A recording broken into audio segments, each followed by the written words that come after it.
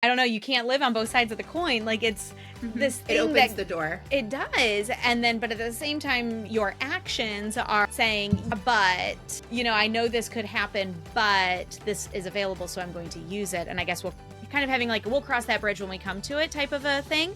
I hear from people, they're like, well, it's my tax money. Welcome to the Homeschool Perspective, where seasoned homeschooling moms share tips, insights, and resources to empower your homeschool journey. Hello there, homeschoolers, and welcome back to another episode of the Homeschool Perspective podcast. Today, we are talking about funding for homeschooling. There are passionate people on both sides of this argument, on both different perspectives on this one. There's also homeschoolers who know absolutely nothing about it. So we are going to dive in and tell you about it, give you some information, and kind of discuss some of the pros and cons of it. So, you guys ready for this one? Yes. I feel like everyone needs to know this one is going to be an information episode. We really just want you guys to have the info on this because we're seeing more and more conversations happen around it that are missing bits and pieces of the perspective.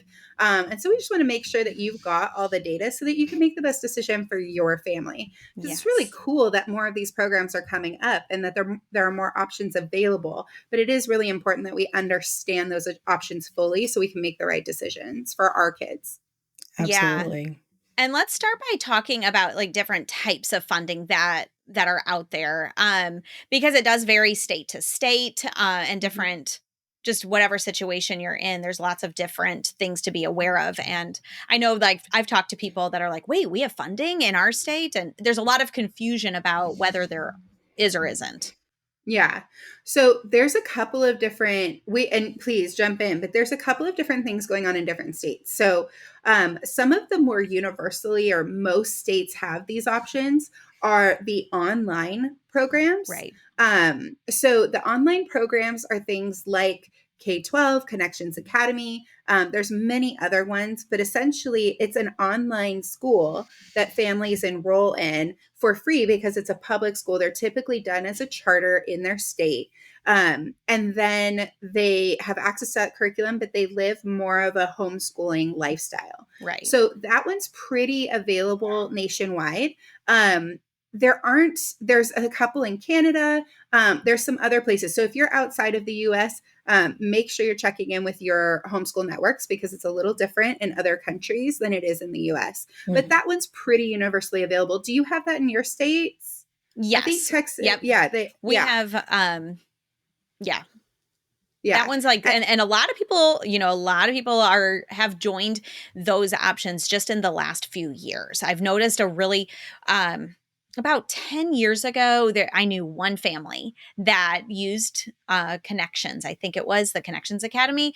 And now I'm seeing lots of people jump in. And it's almost like, and I'm seeing it as a springboard that ends up leading to more traditional homes. In some cases, some people really like it because it's it's not on the plate of the parents. Like the parents are, they have to make sure they get their work done, that they're logged in, that that they're doing their work. But all of the record keeping, all of that is done by the teacher that's assigned.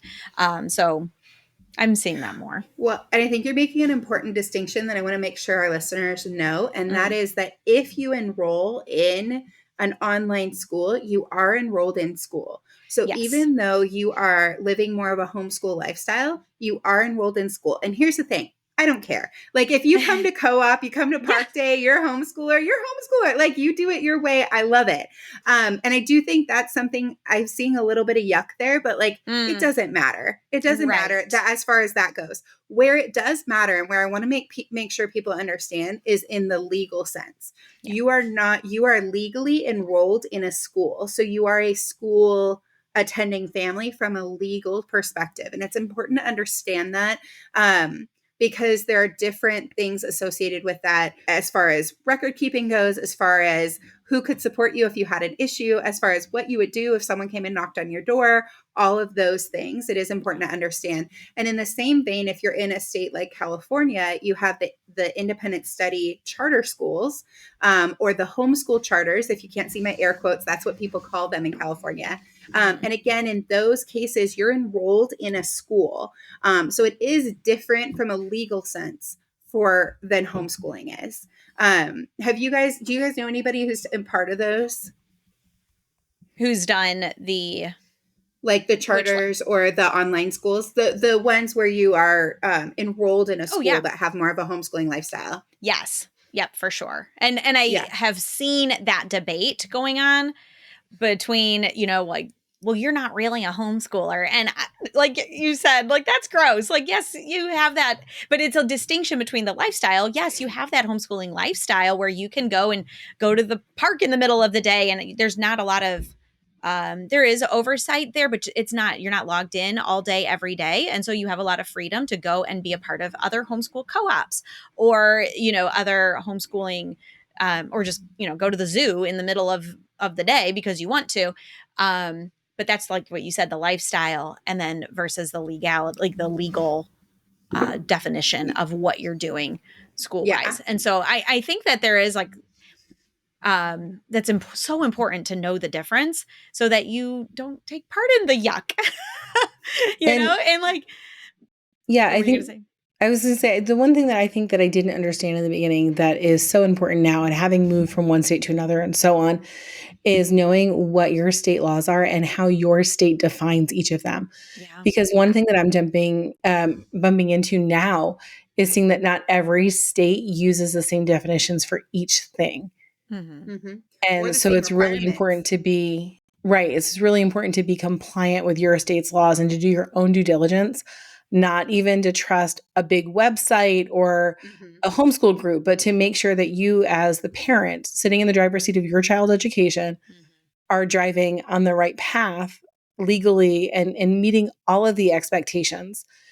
And the other thing is that if you have the idea that like, okay, this job is temporary, we're in the state for a year or 2 years, and then we're moving on, think ahead to what the requirements Yeah. are there so that you can be proactive in what you're going to need for their education at each of those, levels.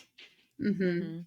And that's something to consider too when you're moving. We have friends who left. We live in California, and they moved to Arizona. And the shift in homeschooling in California versus Arizona, as it pertains to funding, was transformative for their family. It was a Yeah. huge deal.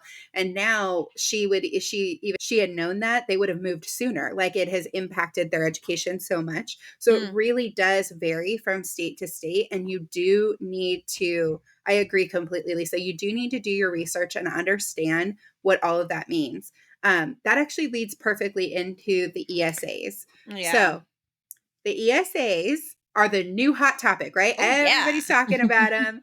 Everyone's trying to get them. Like they're everywhere. Yeah. And everyone has Different a states call strong them opinion. strong opinions about these. Oh my They are goodness. called different things. I think in Florida it's the SMART program or something like Step that. up for students. Step up for students. Thank you. I knew it was an S. Yep. Yep. So West they Virginia have, has that as well. And yeah. the Hope So Scholarship or something.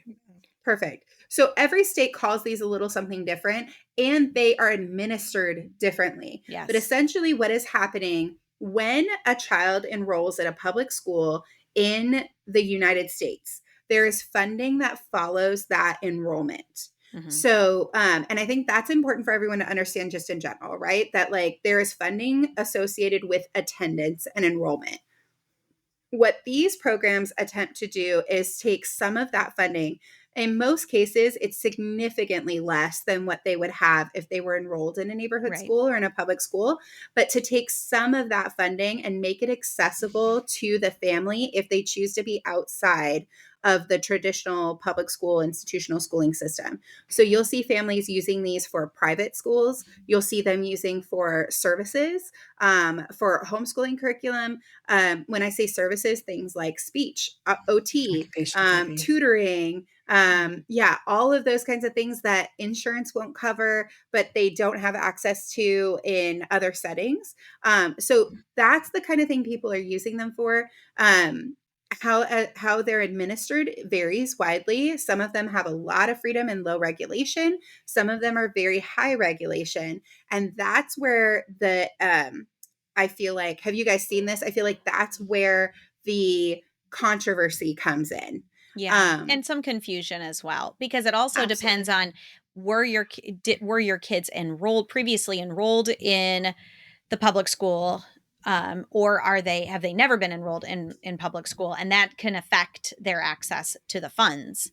So I've seen like people who enroll just to pull out just so that they can get access to the funds, like just different.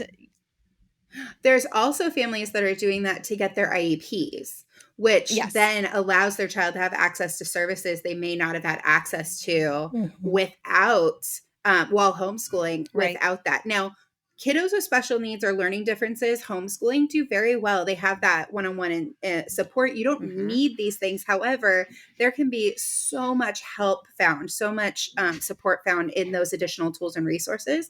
So families are doing things like that. But where the controversy comes in is that whenever you are participating in or taking funds from something that has a lot of oversight, and we hope, right, that the government has a lot of oversight in their funding, there's going to be oversight that trickles down, right? Because that money is public money. It's not personal or private money. Right. So the concern and the controversy comes in that this is a resource that is serving a lot of families and really helping a lot of families to homeschool. But at the same time, the concern comes in that as the door gets opened to these regulatory bodies coming into homeschooling, that homeschooling itself can be impacted. And I think people don't realize this in terms of regulation. And I think people don't realize this, but in the United States, it was not legal to homeschool in all 50 states until the 1990s, after they took away the right. So this is still a pretty fresh wound. And so I think a lot of people who know the history of education, the history of homeschooling, when they are concerned about this, they're concerned because we have seen with the stroke of the pen and one compulsory schooling law in Indiana in the 1800s, homeschooling disappear. And I think that's where people get concerned. Have you guys, what have you guys been seeing in this conversation? I see. Okay. So I have seen people like, yeah, but I want the funding, like they're like, maybe they're aware of that.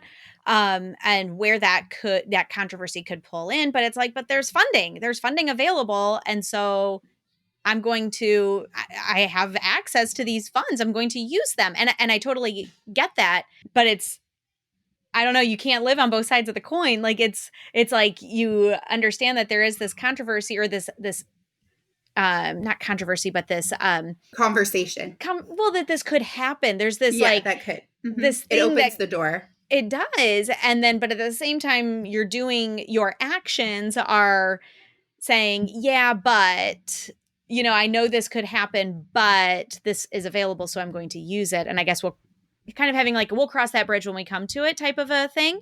But where this, not being so aware by what you're doing and your actions that you're letting this creep in.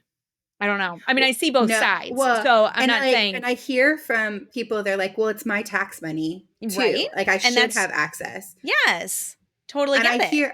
I hear all sides, but I also hear that the idea of like, give an inch, take a mile. And we've seen it. We've seen it historically. So I think as we're looking at this conversation, I see families where getting that occupational therapy has made such significant difference, or getting that dyslexia tutor that's $500 a month, and getting access to that has made a substantial difference, or getting that child onto into an activity that has completely transformed their mental health that they may not have been able to do earlier.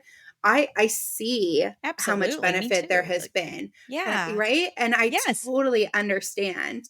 But I also see, just knowing the history and knowing how crucial it is, or I believe it to be extremely crucial, that parents continue to have the right and access to lead their children's education.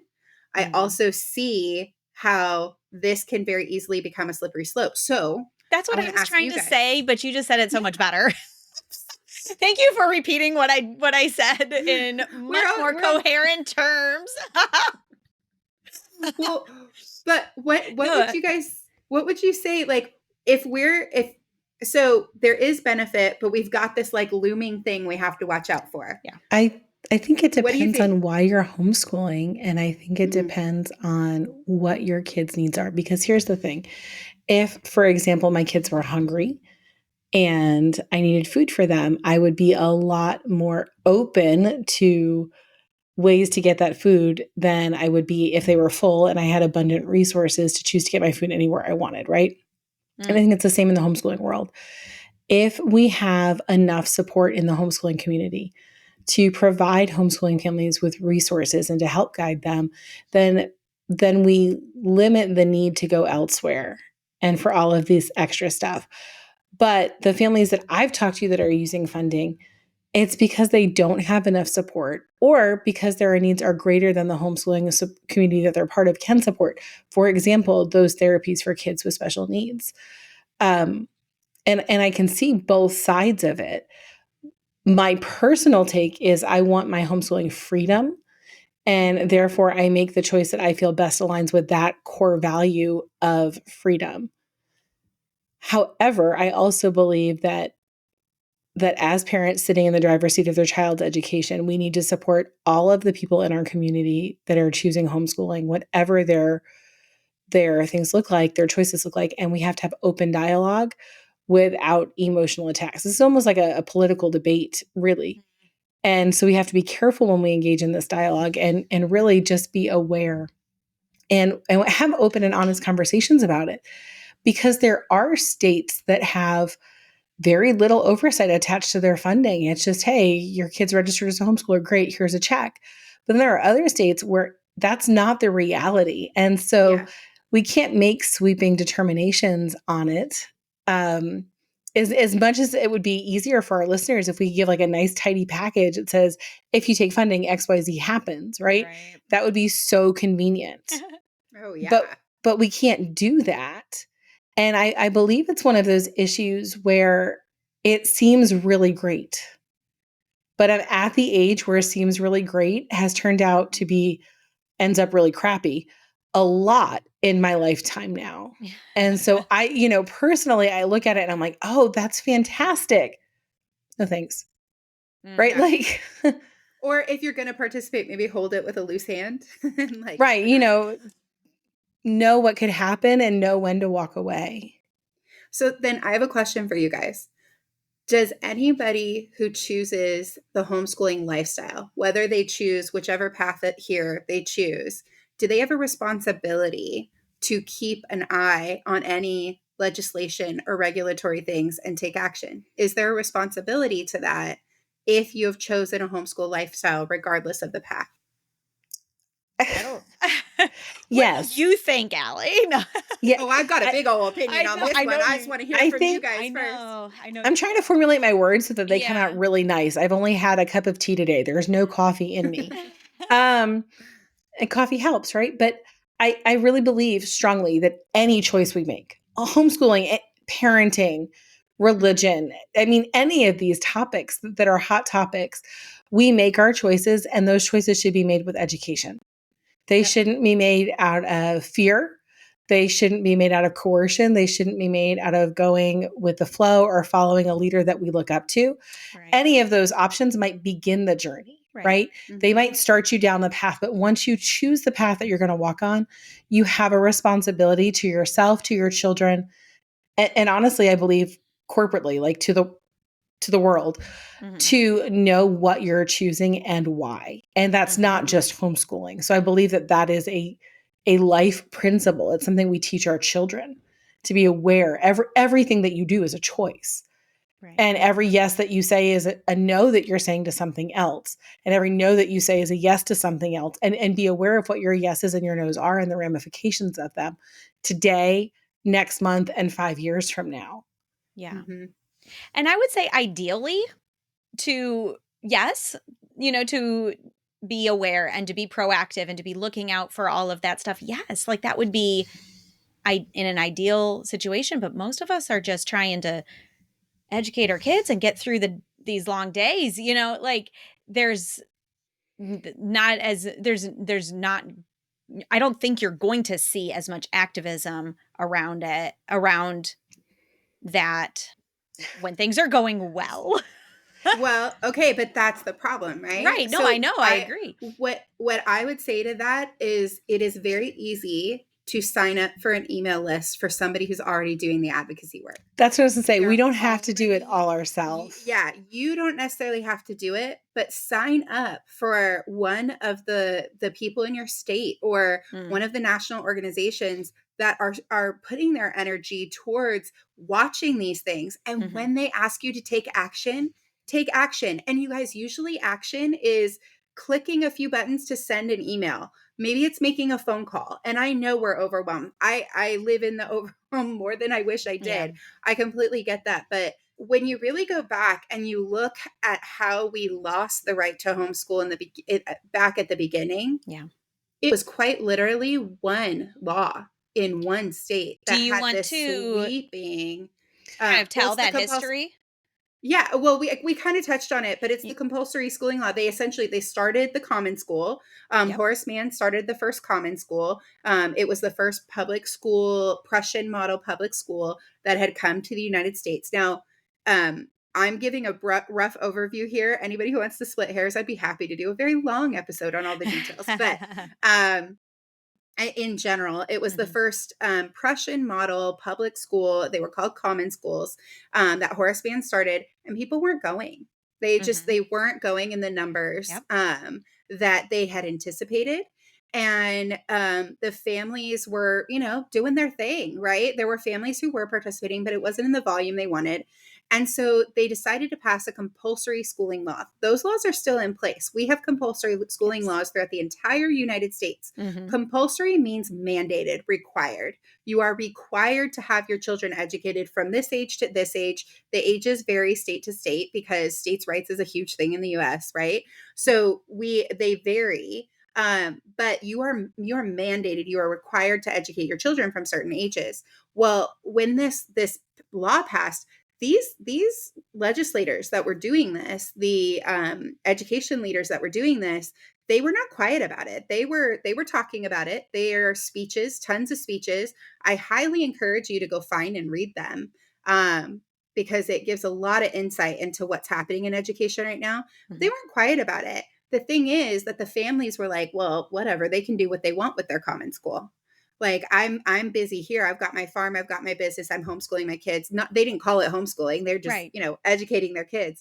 Um we're taking care of that. They let them do what they want with that, because they also were advertising it as though it was only for people who needed it, right? Mm, So it was with a brush of a pen that all of a sudden, now there was some resistance, but it was limited. It got passed, and all of a sudden overnight, homeschooling became illegal. And there were a ton of lawsuits that came after that. Nobody talks about this part.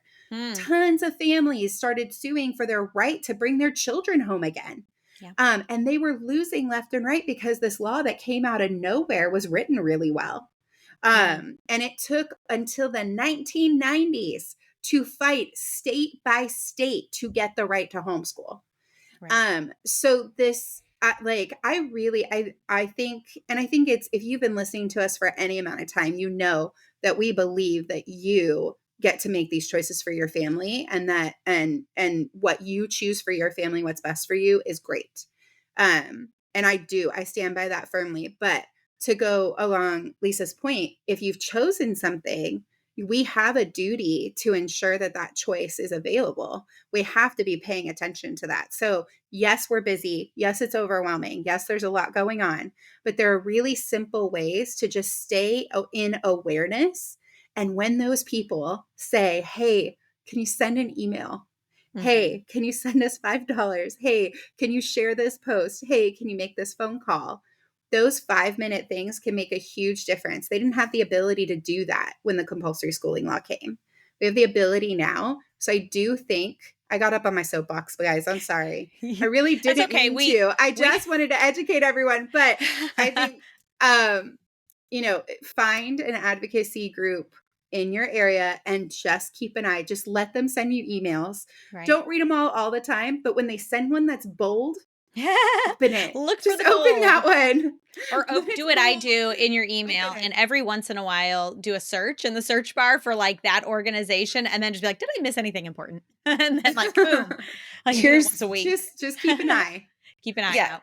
Totally keep an eye out. But here's the thing. Find someone that shares your value. Do some research into the person. Make that the research that you do, and then follow them.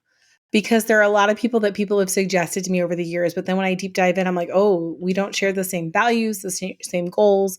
They're not really pursuing change for what I perceive to be important. So look for those influencers and those activists and those people who are speaking out, and just listen to their messaging, read their websites, check out their about page, and then go ahead and sign up.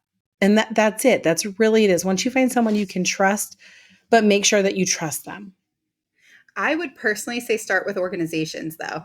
I think it's a little like if you find somebody and you put the investment in, but organizations like nonprofit organizations who are doing this work, they have to be very clear and upfront and make that information available to you. So yes, if you find influencers that I guess I was thinking with all the organizations, they have people, right? Like, and that's how you find them. You hear someone on a stage at a homeschooling convention, or you bump into them. Yeah. So do your deep dive, see who they're connected to. And look at they will have, if it's an NPO, they're going to have that information available to you.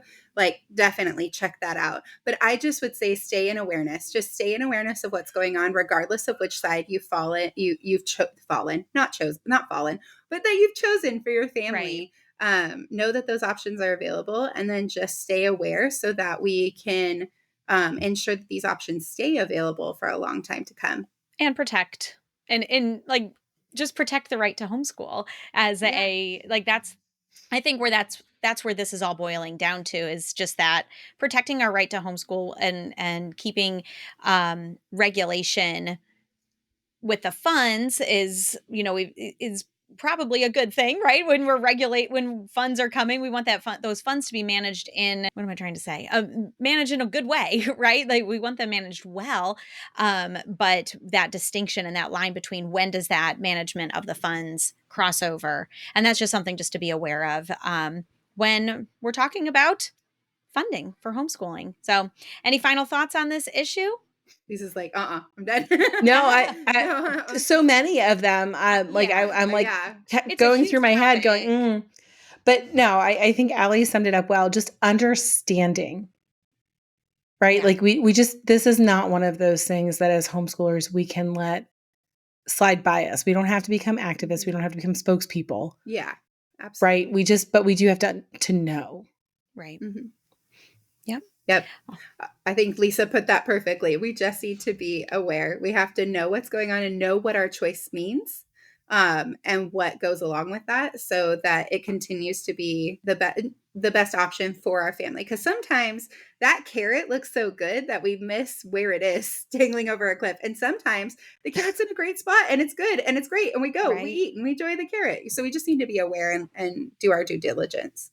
Absolutely. So I hope this has been really informative, giving you some things to think about, to develop your perspective on this issue, and to just really be aware and join those email lists that Allie was talking about, just to keep yourself aware, keep yourself in the know, so we can all just continue doing what we're doing. All right. So we will see you guys again next time on the next episode. Have a great week.